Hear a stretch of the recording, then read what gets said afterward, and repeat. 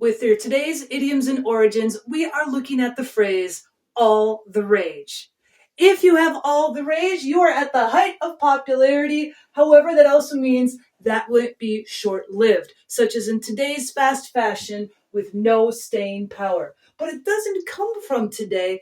The first publication that we see it is in 1785 in Europe. Now, the Latin word rabies means madness or to be crazy. Coming from that stem word rabies, rage, on the other hand, stems over to mean have a violent or uncontrolled anger. What does rabies and rage have to deal with fast fashion or popularity or living in the moment? Well, violent and uncontrolled anger is short lived, and if something is wildly popular, people could stampede or flood stores, perhaps concerts or arenas, just to be in the moment. So, what might we call such fits of passion for fashion? Well, you must be all the rage.